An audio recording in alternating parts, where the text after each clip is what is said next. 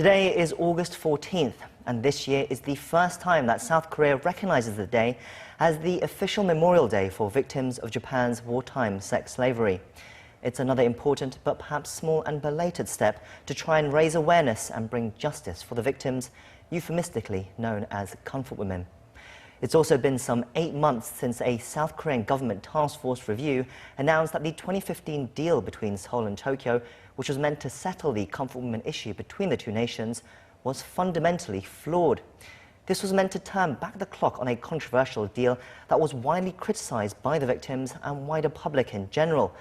But despite President Moon calling on Japan to sincerely apologize and take responsibility for its war crimes, Tokyo has so far refused, saying the 2015 agreement had concluded the matter.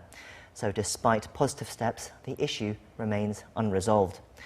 On this Memorial Day, to talk more on this, we have a special guest with us, Professor Kim Eun-mee, the Dean of Ewha University Graduate School. Professor Kim, thank you for coming in today. Thank you for having me.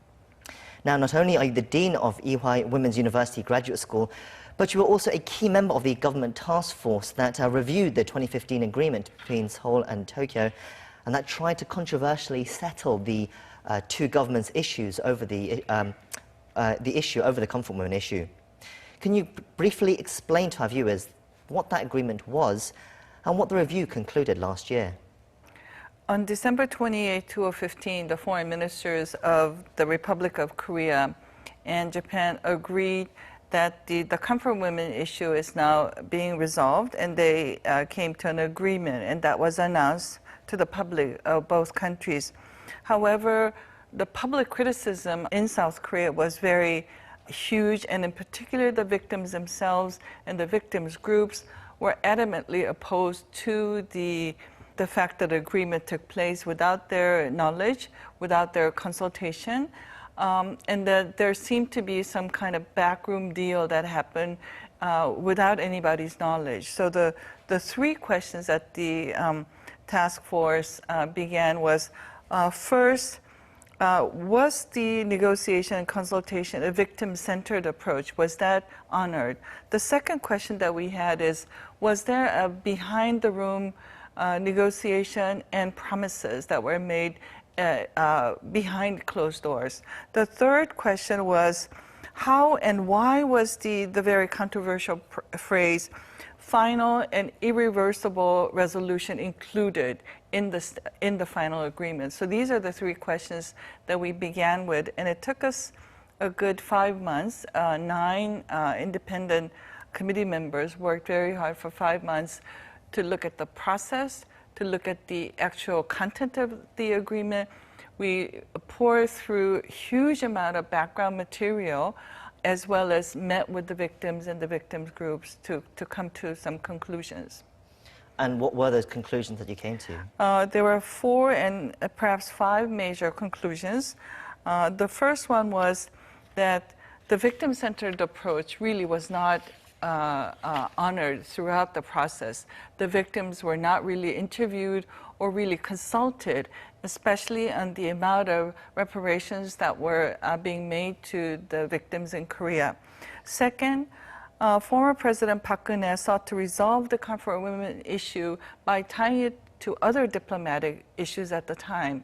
So without the comfort women discussion or resolution, it seemed like none of the diplomatic affairs between Korea and Japan could move forward.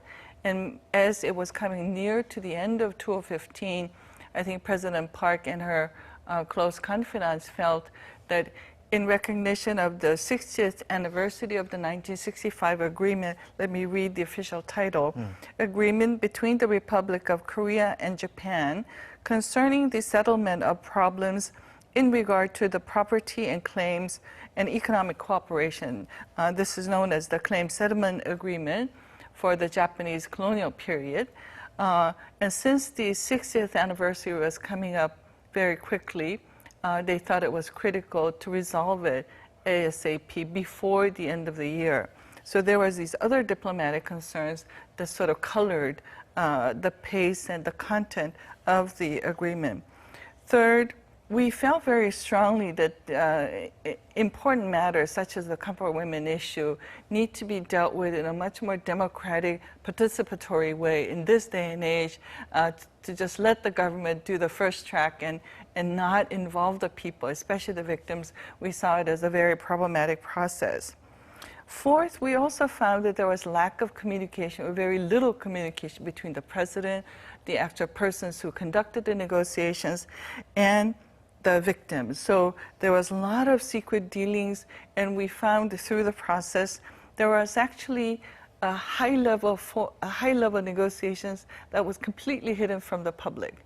And at times it seems like the Director General level negotiation, which was seen as the official chain of communications and negotiations, they were also not having direct communication with the high-level talks. So there was a lot of miscommunication, lack of communication in the process. Finally, the final and irreversible resolution, that phrase was included, we found at first by the insistence of the South Korean government, not the Japanese.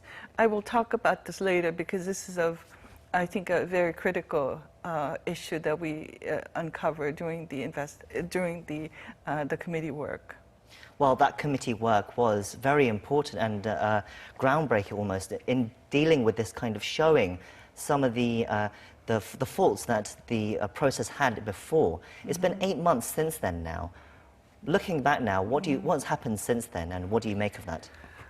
Since then, I think I was pleasantly surprised by the Japanese reaction. At first, we were concerned that the Japanese reaction would be very strong and harsh and would start sort of a diplomatic warfare between the two countries. But I think the two countries have recognized that the bilateral relations go far beyond the comfort women issue, and the two countries together and with the world face other very critical issues of today and tomorrow. So I think they have unspokenly but agreed on a two-track process and left the comfort women issue from the top of their agenda, which I think is healthier for the time being.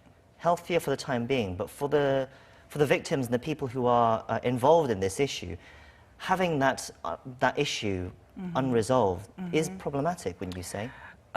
It is problematic, and the South Korean government, I think, has made a promise to keep the fire burning, maybe not at the front burner at this time, but at the back burner, but will keep it burning until the issue is firmly resolved. The victim-centered approach has several important sort of principles or components. The first one is the recognition that the perpetrator recognizes that this is a crime and sincerely apologizes for the crime. The second issue is that the victims recognize and agree that the apology is acceptable. And the third one is there has to be a continued effort to prevent this type of crime from happening again. So if the Japanese government is not ready to say this is our crime and this, we have done this wrong and we would like to repair the relations.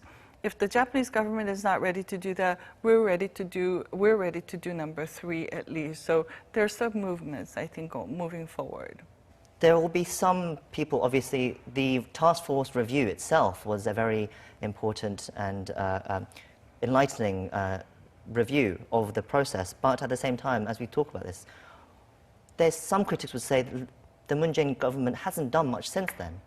Would you agree with that assessment? Or what? Since I've been working closely and following this issue more carefully, I think I'm privy to information that is perhaps not of the public's consumption. There have been 2 very important decisions made by the Moon government, and they've moved forward. The first one is they're making sincere efforts to work with the victims and the victims groups to help them with whatever their concerns and needs are. That includes having a memorial like the one that we're remembering today, and having some forums or dedications for the memory of these victims. And secondly, to make sure that we raise awareness so that this doesn't get repeated again. At the global level, the South Korean government has recently announced that it will work on the global issue of wartime sex crimes. This is still a problem that is ongoing today and perhaps will continue to tomorrow and the near future. So the South Korean has pledged in the global stage that it will work on this sexual crime issue, whether it's happening in some place elsewhere. Right now, the South Korean government will be championing that cause with conferences and with development cooperation if it is a developing country that where the crime is occurring. Of course, last year the government did pass the bill that said that from now on, August 14th will be commemorated as Comfort Memorial Day. Right. How important is this kind of thing for the victims and for the cause? I think this is in recognition of August 14th, 1991, when the late Kim Il-sung, who became the first woman to ever claim that there was this kind of sexual war crime during the Japanese colonial period during the Second World War. So in commemoration, in recognition of her tremendous courage, I think this is very important, because with her coming out with the accusation of the Japanese government, many other victims, not only in Korea, but throughout the world, were able to come out with her to say there was indeed wartime sex crimes during the Second World War. So it's a very important day, not just for Korea, but for the world. Second, I think we're doing this not just recognizing the courage and remembering the atrocities that were perpetrated during the Second World War, but more importantly, this is remembering so that we don't repeat this history ever again. So I think for those important reasons, this is a very critical, and I think late, but sooner the better. So I think this is very important. President Moon has said Tokyo needs to admit its wrongdoings and apologize sincerely for its actions. But so far, Prime Minister Abe and Tokyo have refused to do so and said that the 2015 deal has concluded, settled the matter already. Mm-hmm. Why does the Japanese government continue to refuse to take these kind of steps that the victims would like to see, would hope to see? Mm-hmm. And then at the same time, what can the South Korean government do to try and help them admit to their crimes as well? I think for the perpetrators, why they're continuing to deny, it's hard to go into their minds to see why they're saying these things. But Japan has been consistent in its in not recognizing, admitting its wrongdoings during the colonial period, during the Second World War. So this is in line with all of the other things that the Japanese government has not admitted. So I would imagine admitting to this crime would lead to other sort of crimes against humanity they have committed. So I think this is going to be opening a floodgate of the past wrongdoings that they must admit. And I think because of the history textbooks, because of their constitution, because of their social milieu and so on, this is really opening a major Pandora's box for Japan, I would imagine. So for right now, it's very difficult for South Korea to try and make them or encourage them to take these appropriate steps then?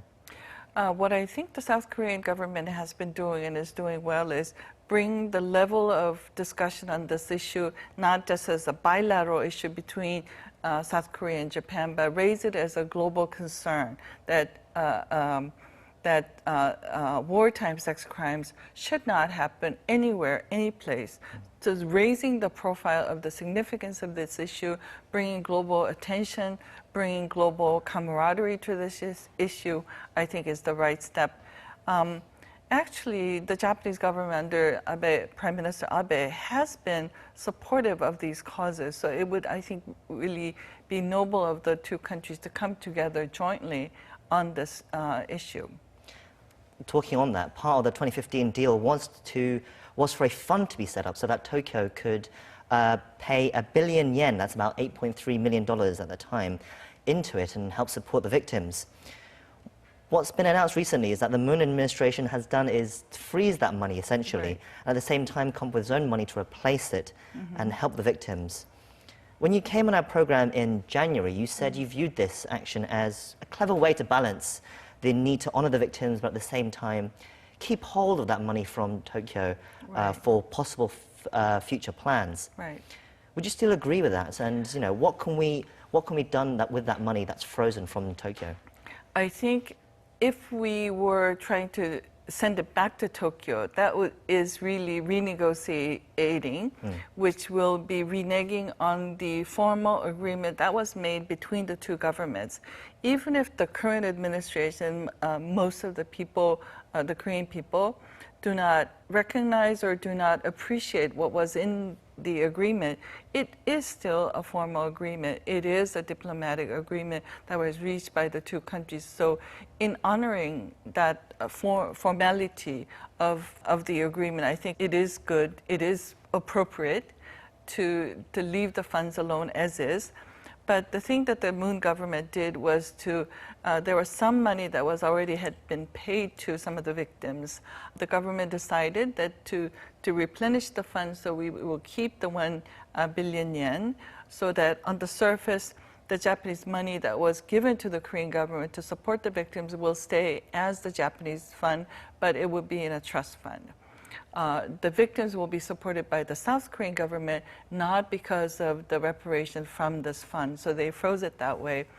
In the future, the South Korean government can renege with the Japanese government for the 1 billion that is on hold, but that is up for future negotiations. I don't think they will embark on that route as of yet.